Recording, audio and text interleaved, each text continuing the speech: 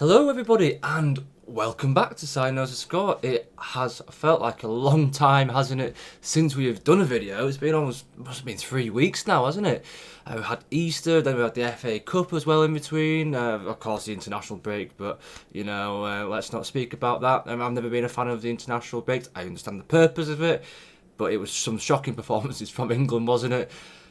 Not looking very good for the World Cup, but I get it, it's friendlies, but you need to be looking like they are going to be going on to try and win the World Cup, and they do not look like that team right now, do they? Absolutely not. But hey, I hope everyone's had a great Easter, a cracking Easter. It's been filled with lots and lots of chocolate, so now I feel like a diet is definitely needed. And I don't know about you a lot, but yeah, feeling very, very full. So no more eating for me for a while. So let's get into it, shall we, for game week number 32. And we are kicking things off with a big relegation game already in West Ham versus Wolves.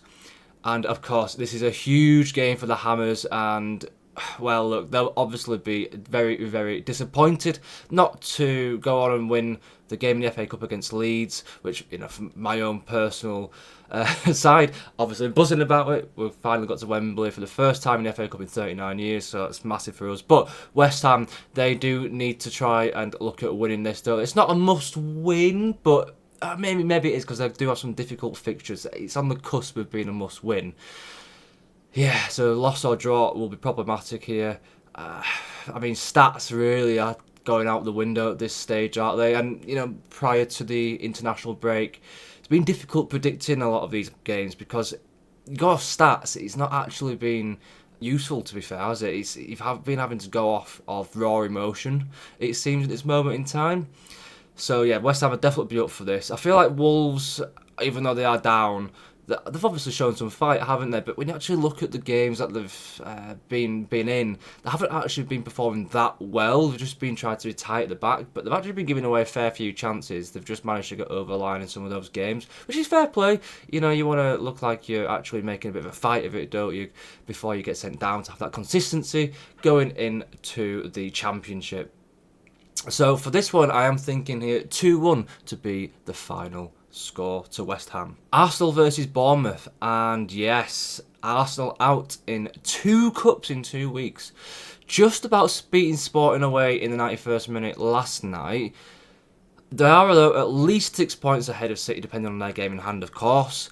So it has to be the year they win it, because Arteta would surely have to go. He surely would have to go if they are to bottle it at this point, where you're going to have a minimum of 6 points, game in hand, going in to the final, 7 games? That would be some bottle job, wouldn't it? Look, Arsenal haven't looked amazing as of late, but all they need to do at this point is get over the line, just keep plodding along, try and get through the next Champions League game, and then they'll probably have a difficult draw, see what they can do at that point. But the Premier League is definitely their priority. Whereas we look at Bournemouth, who are now 11 unbeaten in the Premier League. I mean, albeit, yes, they have had 5 draws in a row now. Much more so at the back. Can cause Arsenal problems here. I mean, they are obviously arguably struggling to score as much as as a result. And of course, they have lost Semenyo, so you've taken your top goal scorer out of the team. You are going to struggle to score, aren't you? So maybe that's why Iraola has decided to try and keep them a little bit more organised in structure, rather than allowing that creative freedom up top. Hence why we're seeing low scoring matches now for Bournemouth, surprisingly. So all in all, yeah, this won't be wholly Arsenal's way. I can see a little bit of back and forth, but I do think Arsenal's defensive capabilities are just so strong, and Bournemouth obviously lacking that a little bit at the moment. I can see a clean sheet for Arsenal. I'm going to go with a 2-0 win, but I don't think it'll be as comfortable as maybe the scoreline shows it will be. Brentford versus Everton, and this is a big clash for a European spot. Brentford currently occupying a 7th position, Chelsea in 6th, so something to keep an eye on, of course. I mean, even Liverpool aren't that far away either, so this is definitely something that we're going to have to keep an eye on going into the final 7 games. Brentford, of course, have been solid at home, haven't they, all season? It does feel like they've slipped off a little bit as of late, whereas Everton are very solid away from home and are 4th in this statistic. It's a tricky one to predict a clear winner, but Brentford haven't looked as strong recently, but the international break could have done them good. So I'm thinking maybe a Desmond draw, but I can obviously see where any Everton fans may see an Everton win here. And yeah, I wouldn't be against it either. I just got that good feeling that it's just going to be a draw. Burnley versus Brighton. And not much has to be said here, as Burnley look like they could finish 20th and could be, there come the end of this weekend, depending on results, couldn't it? If Wolves win and Burnley lose, basically, then that puts them into bottom place. So maybe that's their incentive now going to the last stretch of the games of the Premier League. Don't know. It just feels like they're the team that you should be winning against. And yeah, I mean, when you look at Brighton as well, very formidable opponent at this moment in time. Very good form, winning 4 of the last 5, and it's really arguably could have won 5 of those, or at least got a draw against Arsenal. So look, Brighton right back in the mix now for a European spot. Find themselves in 10th position now, only 3 points off Brentford. So again, fixtures and results go their way, they could creep up a couple more places, couldn't they? And have their eyes set on that 7th or maybe even 6th position. So what do I think for this one? I mean, Burnley is still relatively solid at home in the sense that maybe they can look at getting a draw, but I just think at this point for them it's too far gone. I don't think the head will be completely in it. I think it'll be a relatively comfortable day, especially for an away day anyway, for Brighton. And I think it's going to be a nice 2-0 with a clean sheet for the Seagulls. Liverpool versus Fulham. And much like Arsenal, it's been a bit of a toughie, hasn't it? They've obviously got kicked out of the FA Cup after a 4-0 spanking away at the Etihad and losing away at Brighton in the league. So they are now 5 points off Villa. But of course, every team wants to go for top 4 because it definitely guarantees them that position in the Champions League for the following season, doesn't it? So yes, Liverpool need to begin booking up their ideas to try and get themselves into that 4th spot. Now with Fulham, look, they again at one point back in December before AFCON looked like they could have been the ones that could have got dragged down into that relegation zone. But they've managed to just kind of go on these little winning runs of 2 or 3 in a row, lose a couple, then win a few in a row.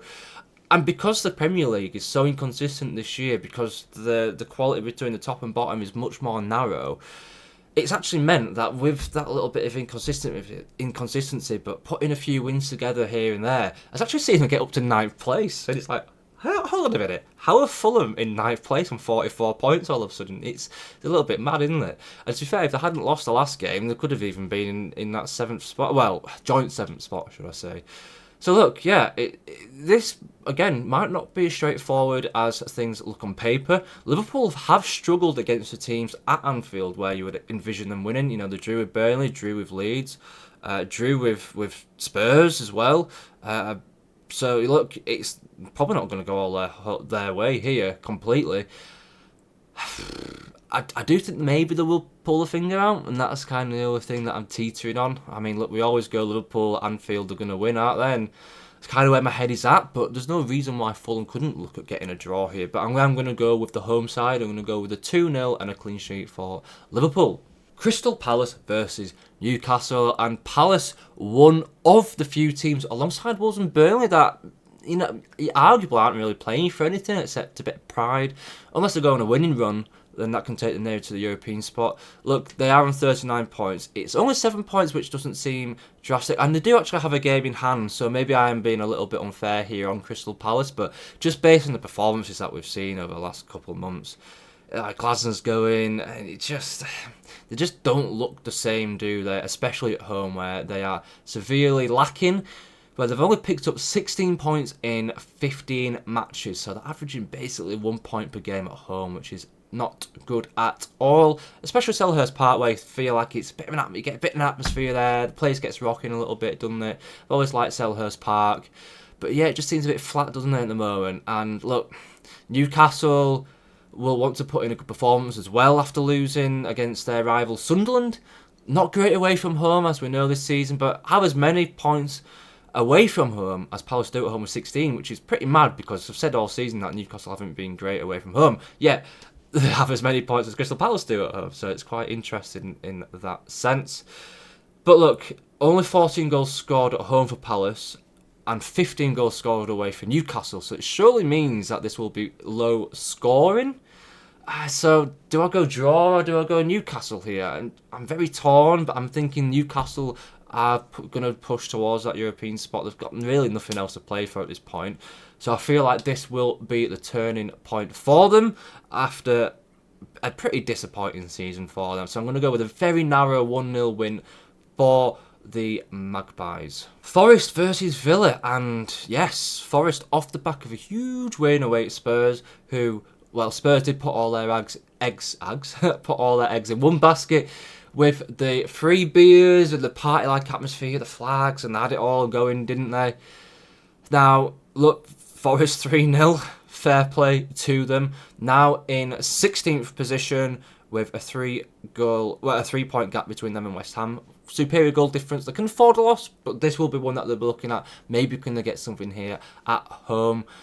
Look, they do travel to Porto for their Europa League game, but will Pereira rotate this slightly given they've had almost 3 weeks off?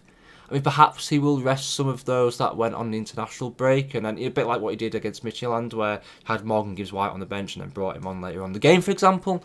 That is definitely a possibility. Look, their priority now is staying in the league, but at the same time, they might be thinking, oh, we can go on a run here, winning the Europa League.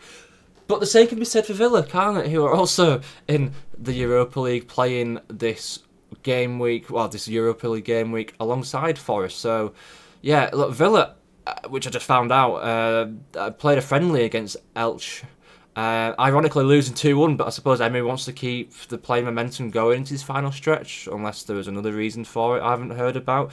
But look, they played a relatively strong team in that friendly too, so I suppose it's just to keep the legs going, get a bit of fitness in those as well that haven't played in a while.